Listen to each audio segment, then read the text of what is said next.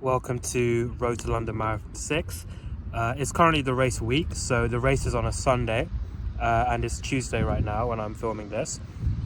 I just wanted to quickly talk about the lead up to the race day. So first we'll start off with tapering. Tapering starts 2 to 3 weeks before the race day. So I've done that. I've started that. What it is essentially you're lowering the duration of the runs, but you're keeping the same sort of intensity. So that marathon pace that you've been training at, you're going to stay at that, but you're just going to shorten the length of time of the runs. So this part is a lot easier. Now, I found it a lot easier because the longest runs I've had to do in the past 2 weeks has been, I think, 70 minutes. And that's a lot more manageable. And the reason we do this is just to rest up the muscles, restore the glycogen in our muscles from the previous long runs, to really get us fit and ready for the actual race day. A lot of people wonder when I tell them about the training, why don't you do a marathon before the actual marathon day? And that mainly is to preserve your muscle glycogen and rest up so you're ready for that actual race. Because if you did a marathon, let's say a month before the marathon day, you would want some good time to actually recover from that marathon that you do in the training.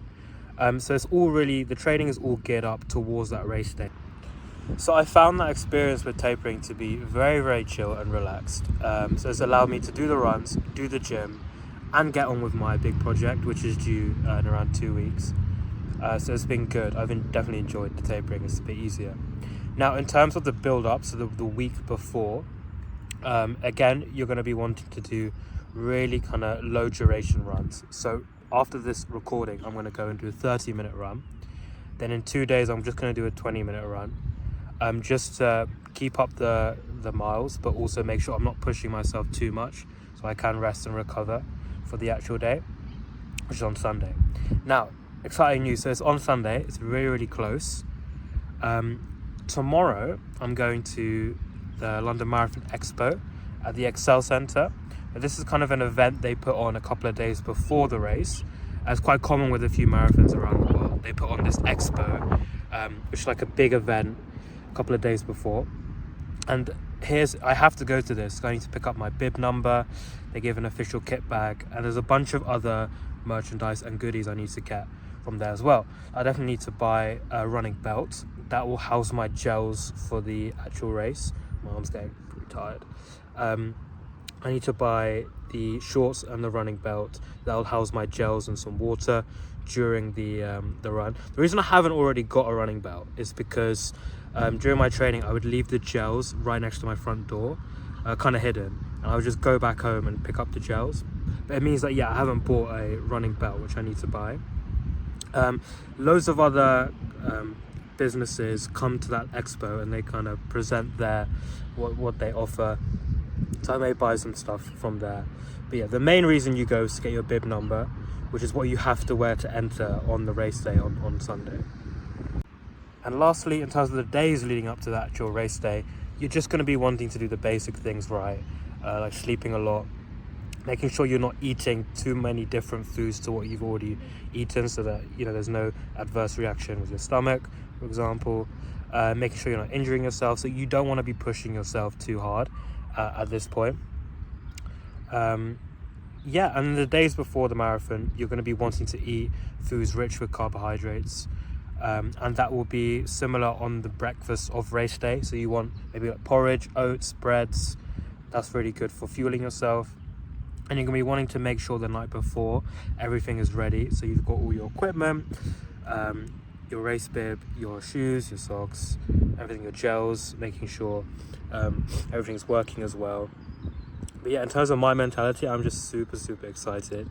I think the atmosphere of having so many people there is just going to add to the whole experience and make it slightly easier because you've got a lot of supporters.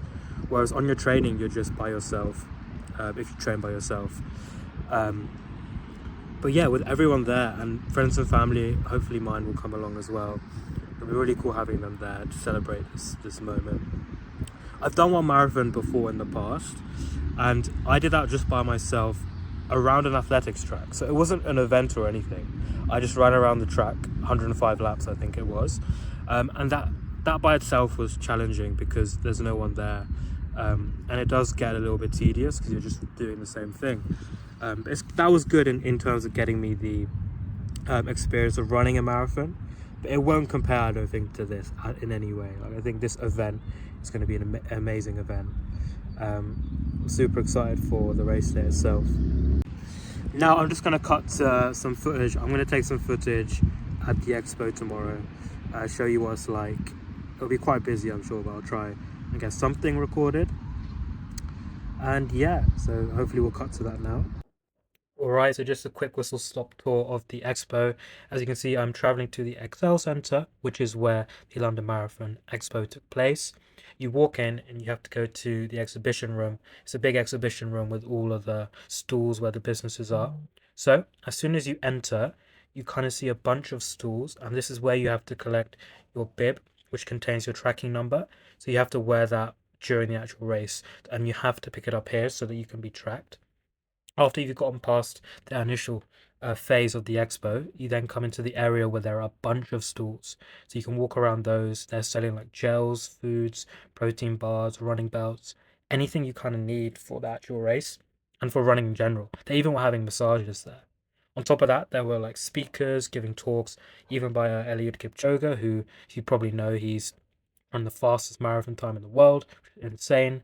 There was even a wall with everyone's name on it. So I managed to find my name. It took a bit of time, but we got there, and it's mad because there's like 56,000 people doing it, right? And then yeah, of course, you ended off with a lot of photo opportunities, a big little medal there, and yeah, it was really amazing and just got me really excited. That is the expo done, and pretty much brings to the end of this little update. I just want to give a quick thank you to everyone for watching and supporting this. It means a lot, and I've really enjoyed making all these videos. Hopefully you've learned something about marathon training, maybe inspired you to do a challenge, or yeah, just it raised a lot of awareness as well for donating to Cintron Ambulance. If you guys would still love to donate, that would be amazing.